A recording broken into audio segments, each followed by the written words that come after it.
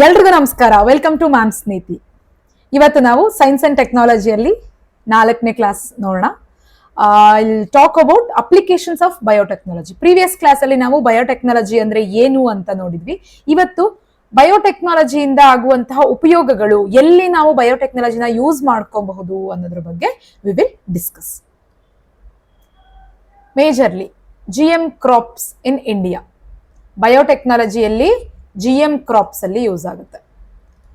GM crops ಅದನ್ನ I have explained about GESC. ನಿಮ್ಗೆ ನಾನು ಹೇಳಿದ್ದೀನಿ, ಜೆನೆಟಿಕಲಿ ಇಂಜಿನಿಯರಿಂಗ್ ಅಪ್ರೈಸಲ್ ಕಮಿಟಿ. ಅದಾದ್ಮೇಲೆ ministry of environment, forest and climate change. I have explained in details about GESC. And ಇವಾಗ ನಾವು mustard, GM ಧರಾ mustard ಬಗ್ಗೆ ನಾವು discuss ಮಾಡಿದ್ವಿ ಪ್ರೀವಿಯಸ್ ಕ್ಲಾಸಲ್ಲಿ. ಅಂಡ್ GM ಮಸ್ಟರ್ಡ್ಗೆ GESC ಪರ್ಮಿಷನ್ ಕೊಟ್ಟಿತ್ತು, ಅಪ್ರೂವ್ ಆಗಿತ್ತು, but later on again reject ಆಯಿತು. BT ಬ್ರಿಂಜಲ್ಗೂ ಕೂಡ. And issue of pest resistance ಅದಾದ್ಮೇಲೆ BT ಬ್ರಿಂಜಲ್ ವಾಸ್ ಬ್ಯಾಂಡ್. ನಾವು ಇದನ್ನೆಲ್ಲ ಓದಿದ್ವಿ. ಅದಾದ್ಮೇಲೆ new issue with BT cotton ಅಲ್ಲಿ ಏನ್ ಇವಾಗ ಇಶ್ಯೂ ಆಗಿದೆ ಅಂದ್ರೆ, ಬಾಲ್ವಾಮ್ ನ ಎಲಿಮಿನೇಟ್ ಮಾಡೋಕ್ಕೋಸ್ಕರ we have done the BT cotton. But ನಾವು ಇವಾಗ ವೈಟ್ ಫ್ಲೈ ಅಟ್ಯಾಕ್ಸ್ ಆಗ್ತದೆ. ಅಂದ್ರೆ ಫ್ಲೈ, ಅದಕ್ಕೊಂದು ಕಾಟನ್ಗೆ ಒಂದು ಹುಳು ಅಟ್ಯಾಕ್ ಆಗುತ್ತೆ. ಆ ಹುಳು ಈಗ ಅಟ್ಯಾಕ್ ಆಗ್ತದೆ. ಅದು side effect of the BT cotton. Swaminathan ಅವ್ರು ಏನ್ ಹೇಳ್ತಾರೆ ಅಂದ್ರೆ, BT or biotechnology crops are failure.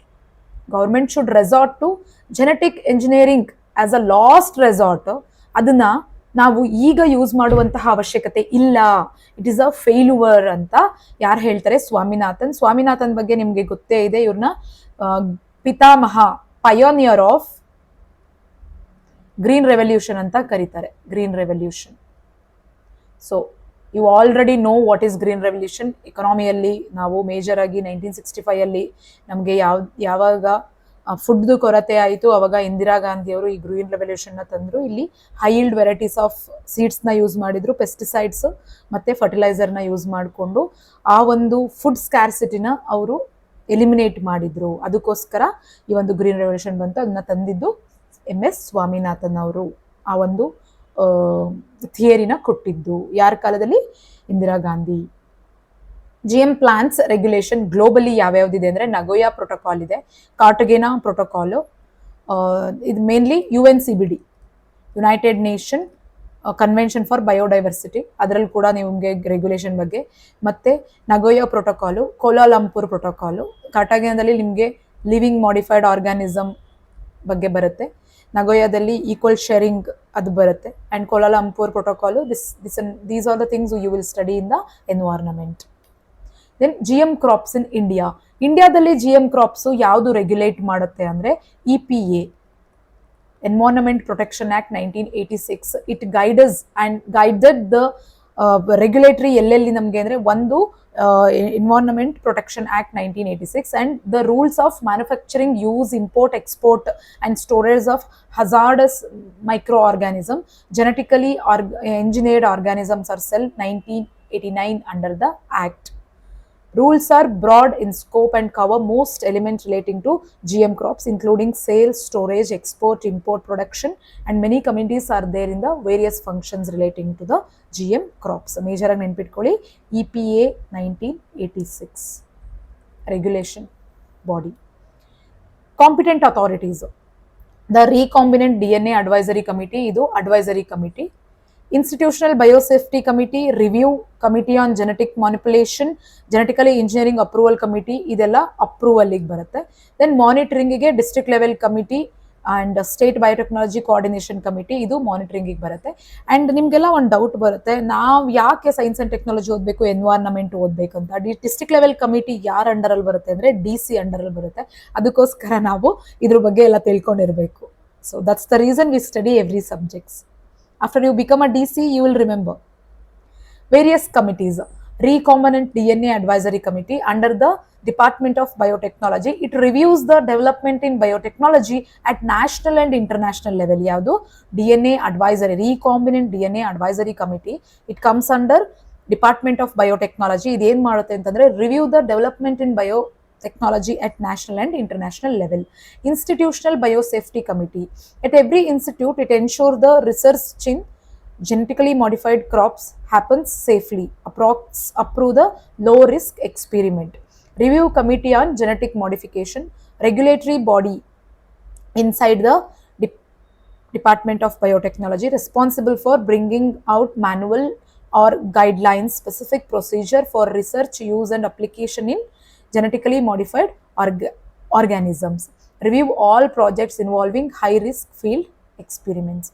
Genetically Engineering Appraisal Committee, GAAC, it's an affects regulatory committee under the Ministry of Environment and Forest Climate Change, gives the approval to commercial release of GM crops.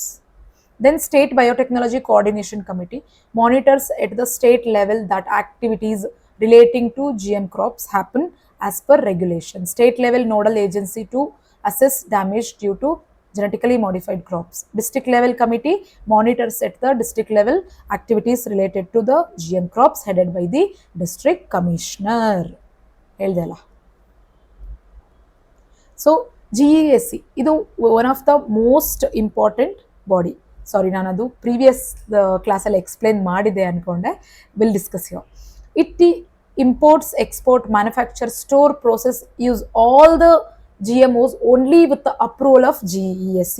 Genetically Engineering Appraisal Committee ಇದು approval ಆದ್ಮೇಲೆ import, export, store, cell, use ಯಾವುದೇ ಒಂದು genetically modified ಆರ್ಗ್ಯಾನಿಸಮ್ನ ನಾವು use ಮಾಡಬೇಕು ಅಂದ್ರು, cell ಮಾಡಬೇಕು ಅಂದ್ರು, import ಮಾಡಬೇಕು ಅಂದ್ರು, ಎಕ್ಸ್ಪೋರ್ಟ್ ಮಾಡಬೇಕು ಅಂದ್ರು, ಮ್ಯಾನುಫ್ಯಾಕ್ಚರ್ ಮಾಡಬೇಕು ಅಂದ್ರೂ ನಮಗೆ ಅದಕ್ಕೆ ಜೆನೆಟಿಕಲಿ ಇಂಜಿನಿಯರಿಂಗ್ ಅಪ್ರೈಸಲ್ ಕಮಿಟಿದು ಪರ್ಮಿಷನ್ ಬೇಕೇ ಬೇಕು ಅಥವಾ ಅಪ್ರೂವಲ್ ಬೇಕೇ ಬೇಕು. This come under ministry of environment, forest and climate change. It can also revoke the approval cases. New information on harmful effects of the GMO. GMO causes a damage to environment as was not seen at the time of approval.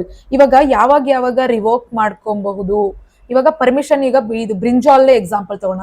ಬ್ರಿಟಿ ಬ್ರಿಂಜಾಲ್ಗೆ approval ಕೊಟ್ಟಿದ್ರು, but ಅದಾದ್ಮೇಲೆ ವಾಪಸ್ ತಗೊಂಡ್ರಲ್ವಾ. ಯಾವಾಗ ಅಂದ್ರೆ ಅವ್ರಿಗೊಂದು idea ಬರುತ್ತೆ, okay ಇವಾಗ ಇದರಿಂದ negative impact ಆಗ್ತಿದೆ ಅಂತ, ಅವಾಗ್ಲೂ ಕೂಡ ಇವರು ವಾಪಸ್ ತಗೋಬಹುದು. ಮತ್ತೆ ಜಿಯೋಮೋ ಕಾಸಿಂಗ್ ದ ಡ್ಯಾಮೇಜ್. ಇವಾಗ ಫಾರ್ ಎಕ್ಸಾಂಪಲ್ ಫ್ಲೈ ವಾರ್ಮ್ಸ್ ಆಗಿದೆಯಲ್ಲ BT ಕಾಟನ್, ಅದರಿಂದ ಬೇರೆದಕ್ಕೆ ಏನಾದ್ರೂ ಇಂಪ್ಯಾಕ್ಟ್ ಆಗ್ತಿದ್ರೆ ಅವಾಗ್ಲೂ ಕೂಡ ಅದನ್ನ ವಾಪಸ್ ತಗೋಬಹುದು. ಆಮೇಲೆ ಇನ್ನೊಂದ್ ಕಡೆ ಯಾವಾಗ non compliances any condition stipulated by GEAC ಮಾಡಿದಂತಹ ಕಂಡೀಷನ್ ಅಲ್ಲಿ ಏನಾದ್ರೂ ಒಂದು ಅದು ಮಿಸ್ ಮ್ಯಾಚ್ ಆದ್ರೂ ಕೂಡ ಅವರು ಪರ್ಮಿಷನ್ ನ ರಿವೋಕ್ ಮಾಡಬಹುದು. ಯಾರು? ಜೆನೆಟಿಕಲಿ ಇಂಜಿನಿಯರಿಂಗ್ ಅಪ್ರೈಸಲ್ ಕಮಿಟಿ ಅವರು. ದೆನ್ ಇದೇನೇನು, it's a statutory body, comes under, it's a statutory ಬಾಡಿನ, ಇಟ್ಸ್ ಅ ಕಮಿಟಿ,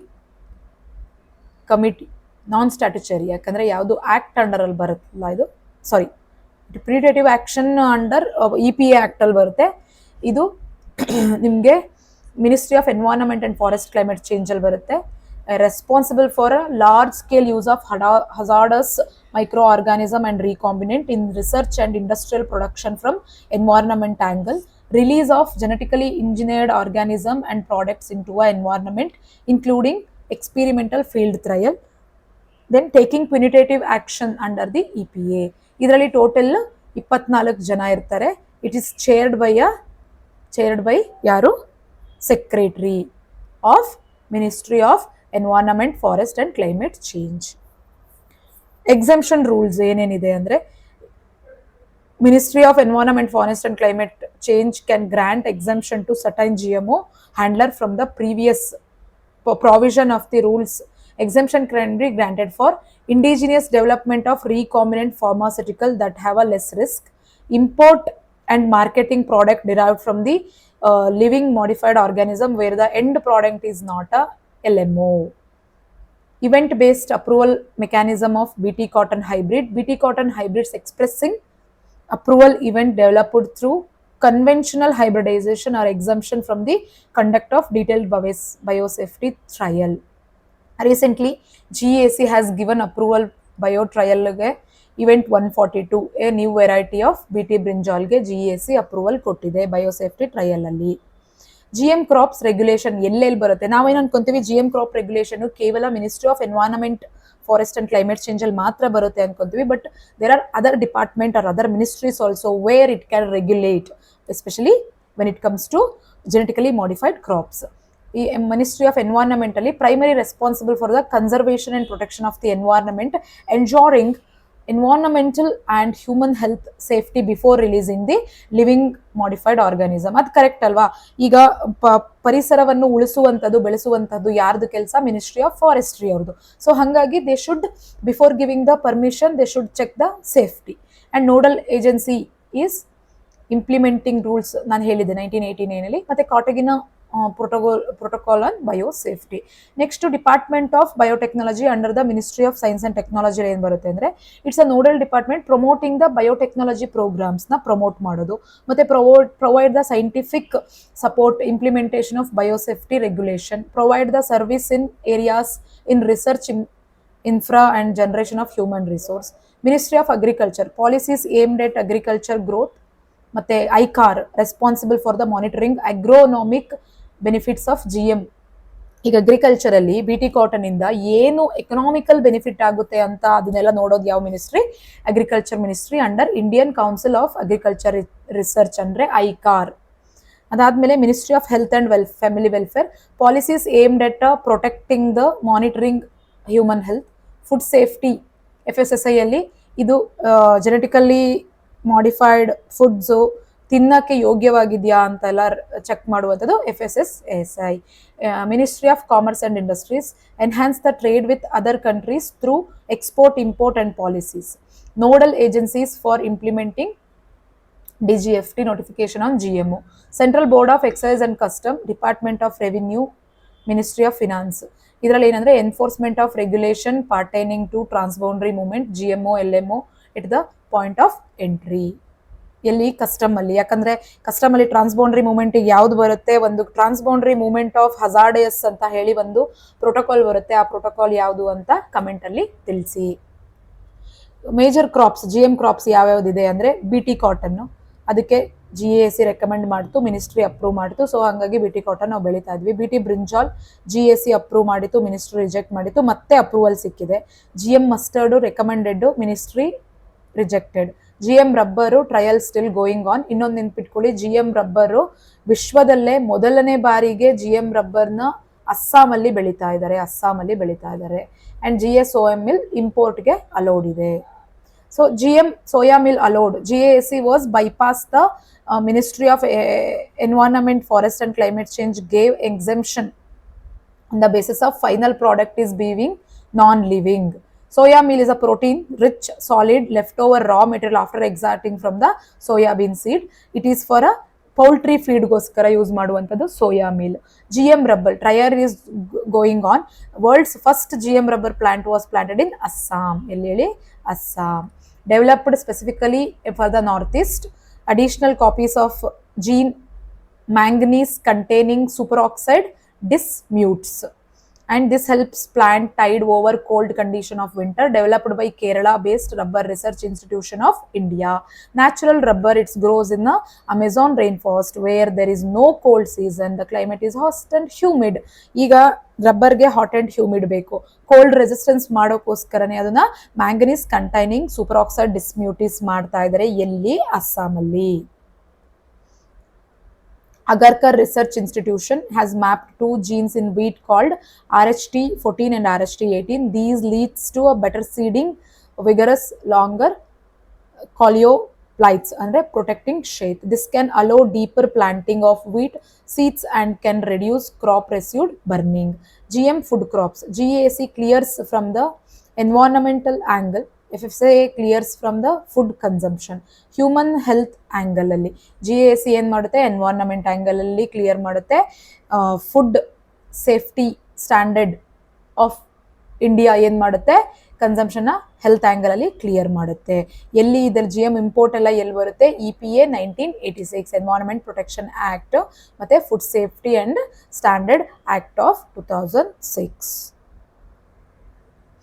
ಈಗ ರೀಸೆಂಟ್ ಕರೆಂಟ್ ಅಫೇರ್ ಅಲ್ಲಿ ಏನಿತ್ತು ಅಂದ್ರೆ, department of biotechnology has issued the guidelines for safety assessment of genome edited plants 2022 easing norms of the genome, ಇದೊಂದು ನೋಡ್ಕೊಳ್ಳಿ. ಆಮೇಲೆ SDN 192 from the 1989 rule. This exemption was earlier granted by Ministry of Environment. GM plants. Flavor Saver tomato, first commercial GM idu. Then golden rice, pro vitamin. BT crops, cryo 1AC gene, protection against the bollworm. Idu yadu cotton ge. Genome editing and transgenetic genome genetic modification. Genome editing andre making changes in the genome but no introduction of foreign genetic material. Editing andre alle cut ಮಾಡಿ delete ಮಾಡಿ ಮಾಡುವಂಥದ್ದು, ಯಾವುದೇ ರೀತಿಯಾದಂಥ foreign ಸೋರ್ಸ್ನ add ಮಾಡದೇ ಇರೋದು genome edit. Genome modification ಅಂದರೆ modification organism by using the genetic material from the foreign source. ಅಂದರೆ ಇವಾಗ ಫಾರ್ ಎಕ್ಸಾಂಪಲ್ ಇದು ಒಂದು DNA ಇರುತ್ತೆ, ಇದರಲ್ಲಿ ಕಟ್ ಬೇಡದಿರೋದನ್ನ ಕಟ್ ಮಾಡಿ ಉಳಿದಿರುವಂಥದ್ದನ್ನ ಜಾಯಿನ್ ಮಾಡುವಂತಹದ್ದು. ಈ ಮಾಡಿಫಿಕೇಶನ್ ಅಂದರೆ ಏನಂದರೆ ಎರಡು DNA ಇರುತ್ತೆ ಅಥವಾ ಮೋರ್ ದೆನ್ 2 ಇರುತ್ತೆ ಫಾರಿನ್ DNA. ಇದರಲ್ಲಿ ಬೇಕಾಗಿರೋ DNA ಇಲ್ಲಿ ನಾವು ಇನ್ಸರ್ಟ್ ಮಾಡುವಂತಹದ್ದು. Transgenic and genetic modification are mostly similar. There are a small difference. Although both have altered genome. Transgenic organism is a GMO containing DNA sequence or a gene from different species. All transgenic organisms are genetically modified organism, but not all GMOs are transgenic. Andre idu transgenic organism is a GMO containing the DNA sequence or different species ಇಂದ ತಂದಿದ್ದಂತಹ ಇದು. But in modification ಅಲ್ಲಿ ಏನು ಅಂತ ಅಂದ್ರೆ different alien DNA ಇಂದ add ಮಾಡಿದ್ದದ್ದು. So this two are similar but small difference ಏನಂತಂದ್ರೆ GMO containing transgenic organism, GMO containing DNA sequence or gene from different species. But ಅದರಲ್ಲಿ ನೀವು ಹೇಳಿ what is the difference between modification and transgenical ಏನಂತಂದ್ರೆ GMO containing a DNA sequence or gene from different species. Recombinant DNA technology. ಇಲ್ಲಿ recombinant DNA technology ಅಲ್ಲಿ introduction of foreign DNA into a host. Recombinant human insulin. Insulin ನಾವು produce ಮಾಡೋದು, ನಾನು ಇದನ್ನು ನಿಮಗೆ first ಕ್ಲಾಸಲ್ಲೇ explain ಮಾಡಿದೆ. Recombinant of height growth hormone ಮಾಡುವಂಥದ್ದು. Recombinant of vaccines we will study in the health chapter. Recombinant factor of haemophilia. ಹೆಮಿಲಿಯೋ ಅಂದರೆ ಬ್ಲಡ್, ಫಿಲಿಯಾ ಅಂತಂದರೆ ಲವ್.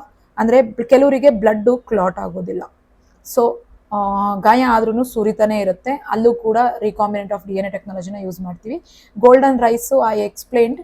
ಗೋಲ್ಡನ್ ರೈಸು ಕೂಡ ಆ್ಯಕ್ಚುಲಿ ಬೈ GM ಕ್ರಾಪ್ಸ್ ಮಾಡಬೇಕಂದ್ರು, ಬಟ್ ಬಾಂಗ್ಲಾದೇಶದಲ್ಲಿ ಮುಕ್ತೋಶ್ರೀ ಅಂತ ಹೇಳಿ ಒಂದು ರೈಸ್ ವೆರೈಟೀಸ್ ಇದೆ, ಅದು ಫೋರ್ಟಿಫೈಡ್ ರೈಸ್. ಅಲ್ಲಿ ಐರನ್ ಕಂಟೆಂಟ್ನ ಅವರು ಹಾಕಿದ್ದಾರೆ. Fortified rice.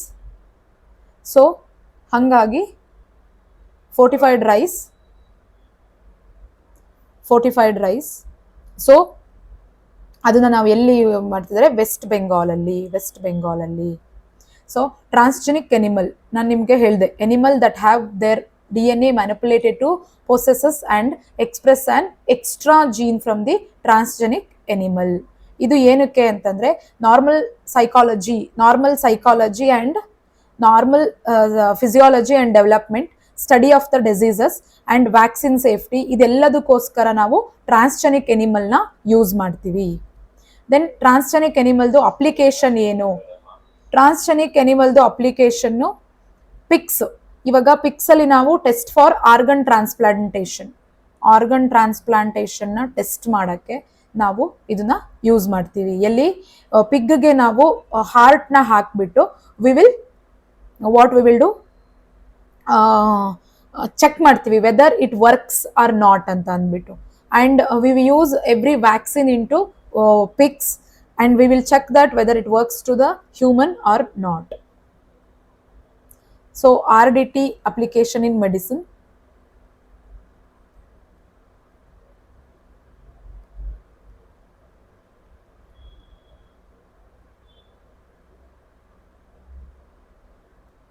RDT applications in medicine. Management of all adult onset, and earlier we had to take a insulin from the other animal by killing them. This leads to unwanted immune response. So we need a human insulin, but we couldn't kill other human, right? So hangagi idu genetically engineering ಹೆಂಗಾಯ್ತು ಅಂತಂದ್ರೆ we produce our own insulin. Company ಎಲಿ lily 1983 ಅಲ್ಲಿ ನಮಗೆ insulin ನ produce ಮಾಡ್ತು. But ಮುಂಚೆ ಏನ್ ಮಾಡ್ತಿದ್ವಿ ಅಂತಂದ್ರೆ we use to get the insulin from other animal. ಈ ಜೆನೆಟಿಕಲಿ ಇಂಜಿನಿಯರಿಂಗ್ ಇನ್ಸುಲಿನ್ ಹೆಂಗಿರುತ್ತೆ ನೋಡಿ, ಹ್ಯೂಮನ್ ಪ್ರೊಸೆಸ್ ಸೆಲ್ ಇದು ಪ್ರೊಡಕ್ಷನ್. ಬಟ್ ಇದೆಲ್ಲ ನಮಗೆ ನೆಸೆಸರಿ ಇಲ್ಲ, they won't ask. Okay, somatic and germline cell ಬಗ್ಗೆ ನಾನು ಫರ್ದರ್ ಕ್ಲಾಸಲ್ಲಿ ಹೇಳ್ತೀನಿ, applications of biotechnology. We will end this. ಇದು ಬೇಸಿಕ್ ನಿಮಗೆ GESC ಮತ್ತೆ ಅಪ್ಲಿಕೇಶನ್ಸ್.